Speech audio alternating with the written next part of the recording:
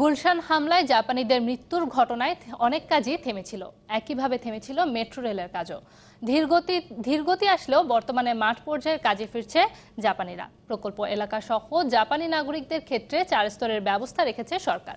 অপরদিকে আগামী নভেম্বর মাসে মেট্রো রেল এলাকায় শুরু হচ্ছে বিদ্যুৎ, গ্যাস ও পানির লাইন সহ 11টি সংস্থার বিভিন্ন প্রকল্পের লাইনের কাজ সারানোর কাজ শেষ করতে চায় 2017 সালের জুনের মধ্যেই, এমনটি জানিয়েছে প্রকল্প পরিচালক মোহাম্মদ মোফাজ্জল হোসেন। মাহফুজ কামালের রিপোর্ট।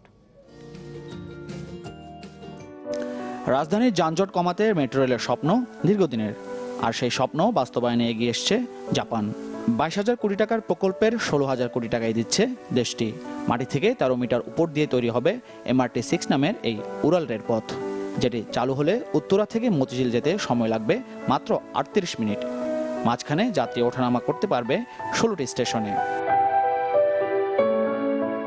কিন্তু গত 1 জুলাই গুলশানের হলি আর্টিজানে ভয়াবহ সন্ত্রাসী হামলার ধাক্কা লাগে মেট্রো রেল প্রকল্পেও।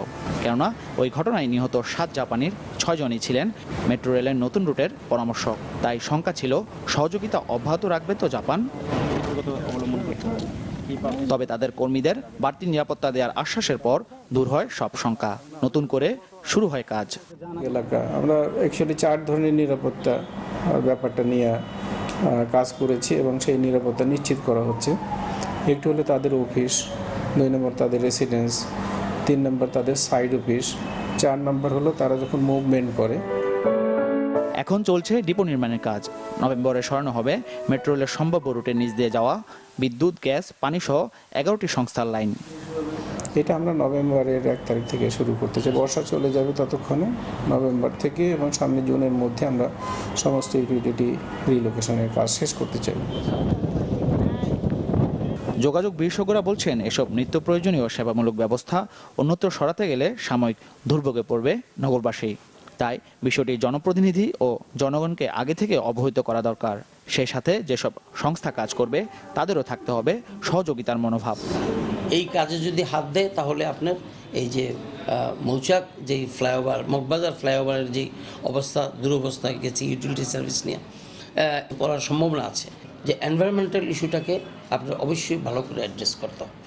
তাহলেই আপনি দেখবেন যে মানুষ আপনাকে সহযোগিতা করবে এবং আপনার এই কাজটা করতে অনেক সময় মতো আপনি কাজটা শেষ করতে পারবেন।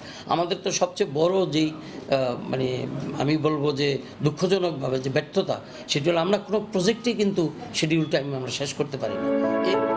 প্রথম পর্যায়ে উত্তরা থেকে আগারগাঁও 2019 সাল এবং দ্বিতীয় ধাপে 2020 সালের শেষের দিকে মতিঝিল পর্যন্ত MRT লাইন 6 চালু হবে, এমনটাই জানিয়েছে মেট্রো রেল কর্তৃপক্ষ।